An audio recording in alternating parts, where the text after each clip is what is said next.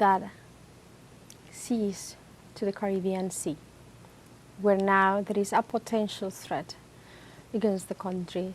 There is the deployment of thousands of military officials from the US that have the alleged purpose of fighting drug trafficking, but actually is posing a threat and is trying to subdue Venezuela to a psychological warfare. And there has been as well deadly extrajudicial assassinations in Caribbean waters, in international waters, in a clear violation of international law. The US has been bombing small vessels, alleging that those on board were narco traffickers, but without providing any evidence of such affirmations. There have been murders against several dozens of people from several nationalities, including Trinidad and Tobago, including Colombia. That is why also Colombian President Gustavo Petro has been supporting Venezuela in this circumstances, and for his stance, for his support to Venezuela, for saying that Colombia will never be a complicit in an action against Venezuela because they are brotherly nations. We also can see now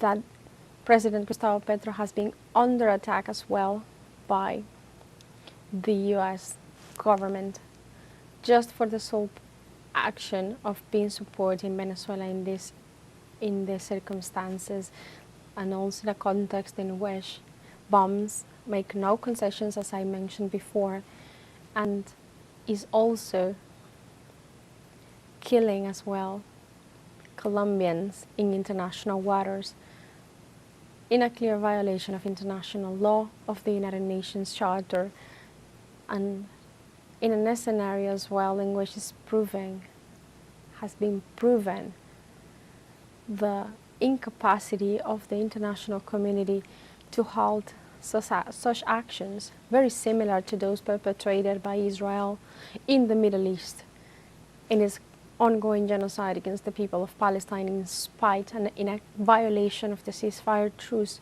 and the ceasefire agreement signed between the authorities of both nations, thanks as well to the middling parts in this conflict.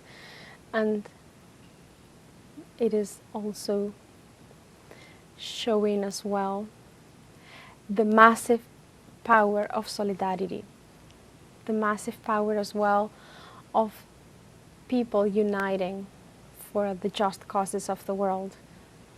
And just like Venezuela has been the stage for multiple actions in favor, in support of the people of Palestine and against the fascism, in the growing tendency of fascism currents in the world, and against that scourge. Now the whole world as well is uniting and is calling as well for the withdrawal of US troops in Caribbean waters. So Venezuela is not alone. The government of President Nicolas Maduro is not alone. And this as well, this march, is symbolizing this reality. The Venezuelan people is with their president. The people of Venezuela is precisely showing that those who are on the streets are the humble, the common people of Venezuela, the people on foot, as President Nicolas Maduro likes to say.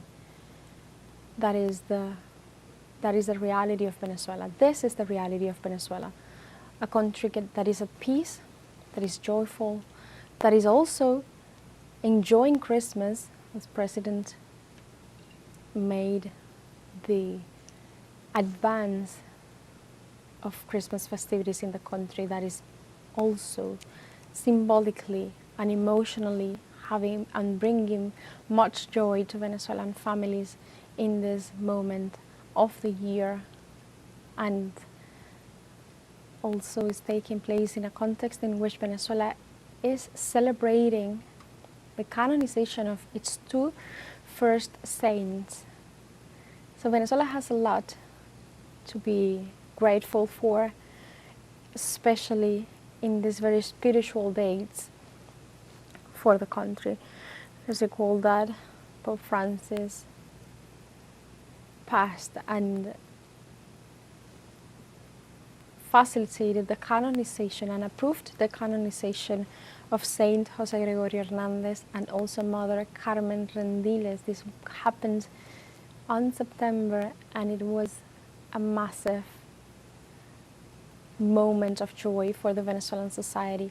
Today, Venezuelans are celebrating everything they have to be thankful for, and we can see it on the faces, their dances, their colors, and is also a moment in which it is bringing so much unity among all after weeks and weeks of demonstrating this unity in other ways.